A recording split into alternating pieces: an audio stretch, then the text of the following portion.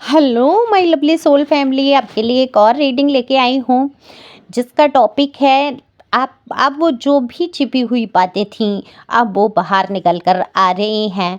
लोगों के पेट में पानी हो रहा है कि भाई ये बातें लोगों को पता चलेंगी तो क्या हाल होगा उनका, और मुंह छिपाने की नहीं मिल रही इन लोगों को जगह। तो सब कुछ देखेंगे ये लोग कौन है जिनके पेट में पानी आ रहा है, पानी हो रहा है, और कौन है जिनकी बातें छिपी हुई बाहर आ रही हैं। तो सारी बातों का खुलासा होगा आज की रीडिंग में। जनरल रीडिंग है, मेल फीमेल दोनों के लिए समान है, कलेक्टिव है, टाइमलेस है। जब से मिलती है तभी से ये रीडिंग लागू हो जाती है। जैसे आज वीडियो मिला, आज 1 महीने बाद मिलेगा तो 1 महीने बाद। तो देखो, एनर्जी को पिक करके रीडिंग की जाती है। तो आप लोग अगर पहली बार आए हो तो सब्सक्राइब कर दो जिससे कि आपकी एनर्जी मुझ तक आए। कमेंट्स बॉक्स में भी अपनी एनर्जी को छोड़ सकते हैं। तो इस बात पे एक लाइक तो बनता ही बनता है। दिए हुए नंबर पे संपर्क कर सकते हैं पर्सनल रीडिंग के लिए। पर्सनल रीडिंग पर्सनल होती है और पर्सनल रीडिंग फ्री नहीं है, और व्हाट्सएप पर ही संपर्क करेंगे, कॉल नहीं करेंगे।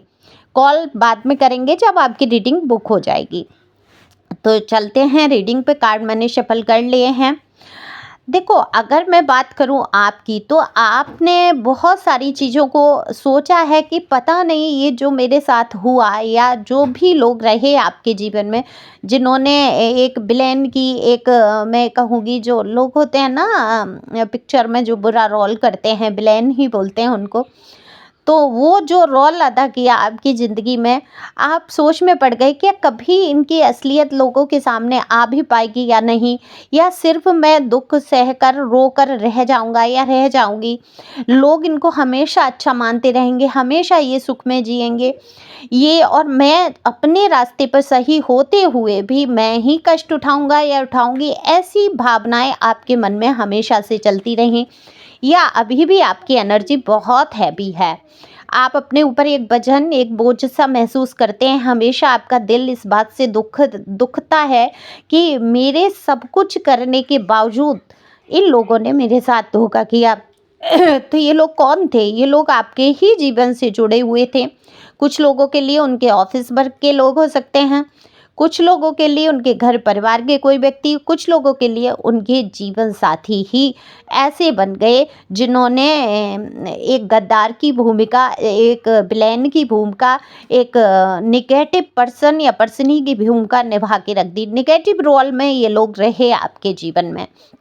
मैं तो हमेशा ही कहती हूँ, और ये बात सच भी है, कि जितने नेगेटिव लोग आपके जीवन में आते हैं कहीं ना कहीं वो आपको ग्रोथ दे के जाते हैं, आपके जीवन को एक कदम आगे धकेल देते हैं। अगर ये लोग जो आपके बहुत करीबी थे, अगर ये हमेशा प्यार से आपके साथ रहते, तो क्या आज जो आप हैं, या आप जो आज कर पा रहे हैं, या आज जो आपने कदम बढ़ाया है, क्या कभी आप ऐसा कर पाते? नहीं कर पाते। आप उसी कुएं के मेंढक बन के रह जाते। लेकिन ईश्वर नहीं चाहते थे कि आप कुएं के मेंढक बने। देखो, कोई भी बात है, कोई भी अत्याचार है, कुछ भी छुपा लिया है, एक अच्छा मुखौटा ओढ़ा इन लोगों ने। ये आपकी सास हो सकती है, ननद हो सकती हैं, घर परिवार के कोई व्यक्ति हो सकते हैं, जिन्होंने मुखौटा ऐसा ओढ़ा समाज में जैसे कि दान धर्मी वाला, कि बहुत ये पूजा पाठ में है, ये बहुत दान धर्म करने वाले इंसान हैं, और ये इनसे बढ़िया अच्छा इंसान तो कोई दुनिया में नहीं हो सकता। लेकिन आपके साथ इन्होंने जो बर्ताव किया, जो व्यवहार किया, सच में वो बहुत ही दुखद और दयनीय था। आपने जो दुख सहे, जो दर्द सहे, आपकी पीड़ा को सिर्फ ईश्वर ने जाना। किसी और व्यक्ति की समझ से बाहर थी वो पीड़ाएं। देखो, जो भावनाएं आहत होती हैं ना, जो धोखेबाजी वाली, एक होती है पीड़ा शारीरिक, एक होती है मानसिक, और एक मतलब दिल की पीड़ा। मैं कहूँगी जो भावनाओं को हाथ करके चोट पहुंचाते हैं, वो दरअसल आपको धीरे धीरे मारी, स्लो पॉइजन कहूँगी मैं, स्लो पॉइजन, यानी कि जहर है धीमा वाला, जिसको लोग खिलाते हैं। जैसे कि बात ना करना, इग्नोर कर देना, जिससे हम बहुत ज़्यादा प्यार करते हैं, वो व्यक्ति ऐसा व्यवहार बर्ताव करने लगे कि जैसे ज़िंदगी में उसके आप कोई मायने ही नहीं रखते। तो क्या ही कष्ट आपके दिल में उठा होगा, क्या ही तकलीफ़ आपने सही होगी। आपने सबसे विरोध करके, सबसे अलग जाके किसी एक इंसान को चुना होगा, और वही एक इंसान ने आपके साथ इतने छल, धोखे और कपट किए। तो कितना कष्ट होता है घर वालों की बातों में आना, है ना। अगर ये आपकी सास नंद थी तो इन्होंने आपके रिश्ते में कभी प्यार नहीं देख पाई, ये मौजूदा हालत में थर्ड पार्टी बन के बैठी। ये थर्ड पार्टी किसी के रिश्तों में उनकी सास, ननद और जेठानी हो सकती हैं। कुछ के रिश्तों में ये यार दोस्त मित्र हैं। कुछ के रिश्तों में थर्ड पार्टी रोमांटिक है, जो कि देखो रोमांटिक पार्टी के लिए मैं हमेशा कहूँगी आपके पर्सन ही जिम्मेदार हैं। कोई व्यक्ति ज़बरदस्ती किसी के जीवन में घुस नहीं सकता।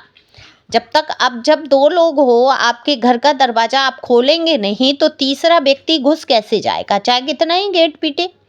तो हम नो एंट्री का बोर्ड लगा सकते हैं, लेकिन अगर कोई एक व्यक्ति कमजोर पड़ जाता है तो क्या होता है, कोई ना कोई तीसरा व्यक्ति घुस के आता है। तो हर थर्ड पार्टी के पीछे अपना ही पर्सनली जिम्मेदार होती है। किसी की मजाल थोड़ा ही होती है आपका रिश्ता बिगड़ पाते। बताओ कौन बीच में आके आपका रिश्ता तोड़वा देगा, या आपके कार्य क्षेत्र में कौन आपका काम में विघ्न डालेगा। अगर कोई तीसरा व्यक्ति अपना ही कोई व्यक्ति गद्दार नहीं होगा, पीठ पीछे छुरे नहीं भोंकेगा, तो गद्दारी हुई आपके साथ।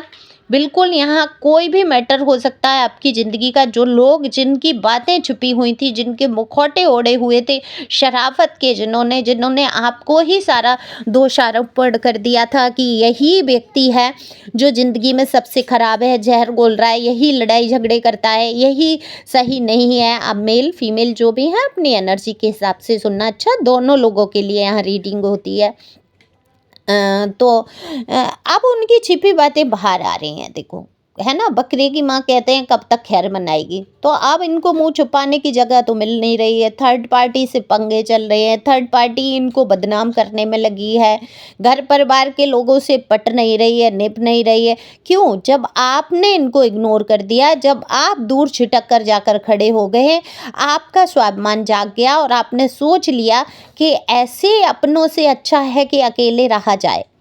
तो ऐसे तो अपने हो ही ना, किसी भगवान किसी दुश्मन को भी ऐसे अपने ना दे जो पीठ में हमेशा ही छुरा भोंकते रहें, हमेशा बातों के नश्तर चुभाते रहें, हमेशा दिल को इतना दुखाएं कि इंसान का जीना मुश्किल हो जाए। जो वजन, जो दर्द, जो बोझ आपके सीने पे है, जिस प्रकार से आप अपनी जीवन एक तपस्या से कम नहीं आपका जीवन आप गुजार रहे हैं, ये तो आप ही जानते हैं। कहते हैं ना, को जाने पीर पराई। तो आपका दर्द कभी अनुभव ही नहीं कर पाए ये लोग, और अपनी ही मौज में रहे। इन्होंने सोचा कि जो अत्याचार इन्होंने आपके साथ किए वो कभी बाहर नहीं आएंगे, लेकिन जैसे ही आपने लोगों के सामने अपने आप को प्रस्तुत भी किया है और आप इनसे अलग हुए हैं, दूरी बनाई है ऐसे लोगों से, वैसे ही लोग, देखो समाज के लोग पागल नहीं होते। वैसे तो ये फ़र्क क्या पड़ता है लोग क्या सोच रहे हैं क्या नहीं सोच रहे हैं। लोगों को सोचना वही होता है जितना उनकी बुद्धि विवेक होती है। लेकिन यहाँ पर समाज के लोग पागल नहीं होते, वो जानते हैं कौन व्यक्ति सही है कौन गलत है ना। कोई भी केस आता है, पुलिस वाले अच्छी तरीके से जानते हैं कि भाई नालायक कौन है। वो दुनिया के केस हैंडल करते हैं, है ना। कितना भी दोष आरोपण किसी पे, एक दूसरे पे कितना ही इल्ज़ाम लगा दो, लेकिन सच्चाई सामने पता होती है। लेकिन थोड़ी सी कानूनी व्यवस्था में हाथ बंधे होते हैं। किसी पे पता होता है कि यह सामने वाला मक्कार है आदमी, इसी ने सारा कुछ किया है ना। ऐसे ही समाज के लोग भी समझते हैं, एक अनुभव से गुजर चुके होते हैं। तो अब वो छुपी हुई बातें इनकी जो थी, इन्होंने जो अपने चरित्र को धूमिल किया था, जो लोगों के सामने शरीफ बन के बैठे थे और आपके साथ बदमाशी कर रहे थे, तो इनके पेट में देखो देखो पानी तो होना ही है। जब आप अलग हुए, इनको पता है इनके घर के सारे पोल पट्टियाँ, सारी इनकी अंदर तक की बातें आपको पता हैं। तो इनके पेट में पानी हो रहा है कि ये सारी बातें आप उजागर ना कर दें। इनको हमेशा एक डर बना रहता है कि अब ये बातें जो भी इन्होंने कर्मा किए हैं, जो भी गलत रास्ते इन्होंने अपनाए हैं, वो सब कुछ तो आपको पता है।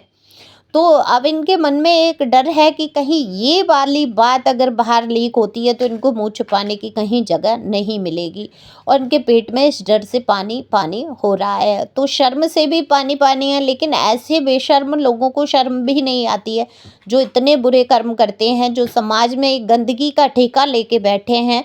ऐसे लोग बड़े ही कमाल के होते हैं। ऊपर से मुखौटा ओढ़ लेते हैं अच्छाई का, और अंदर से जो शातिरता, जो गंद उनके दिमाग में चलता है, वो बिल्कुल, मैं तो ये कहूँगी समाज के लिए सबसे बड़ी गंदगी यही लोग होते हैं। तो बहुत सारी बातें इन्होंने छिपाई हैं लोगों से, आपसे, वो सारी बातें आपके सामने आ रही हैं, लोगों के सामने आ रही हैं। और इनको डर दिन रात सताता रहता है कि इनके जो इज्जत इन्होंने बनाने की कोशिश की है, इन्होंने जो मुखौटा ओढ़ा है शराफत का, ये कब नीचे उतर के गिर पड़ेगा, इनको ये डर हमेशा से सताता है। हालांकि लोगों के सामने आ ही चुकी है इनकी सच्चाई, और आपकी अच्छाइयाँ लोगों के सामने आई हैं। आपने जो त्याग किए, जो आपने सहन किया, जो दुख, जो दर्द आप गुजर गए, वो दिन आपको लौटा नहीं सकते, है ना? वो खुशियाँ आपको दे नहीं सकते, वो प्यार आपको ये लोग नहीं दे सकते, वो सहयोग आपको ये लोग नहीं दे सकते जो आपने इनके साथ किया। तो अब ईश्वर की भी कहते हैं ना कि भगवान की लाठी में आवाज़ नहीं होती है, तो लाठी तो पड़नी है ईश्वर की, और वो पड़ के ही रहेगी, कर्मा भुगतेंगे ये लोग। तो आपको रहना है निश्चिंत, खुश रहना है, मस्त रहना है, मुखौटे उतर के गिरने वाले हैं, और डर की वजह से इन लोगों के पेट में पानी हो रहा है। और सच पूछिए, ये सोच रहे हैं कि जिस दिन इनकी असलियत लोगों के सामने आई, उस दिन ये कहीं मुँह दिखाने लायक नहीं रहेंगे। और ये बात सत्य है कि अब बातें उजागर तो होने ही लगी हैं। लोग समझने लगे हैं कहाँ सच है, कहाँ झूठ है, और ये ईश्वर की बहुत ही बड़ी ब्लेसिंग है आपके लिए। तो thank you for watching my channel. Thank you angel, thank you God, thank you प्यारे व्यूवर्स। और भी 2 चैनल हैं, इसी चैनल में लिंक दिया है, उसको भी ज्वाइन कर सकते हैं। वहाँ भी मुझे सुन सकते हैं अगर आपको मेरी रीडिंग पसंद आती है तो। Thank you.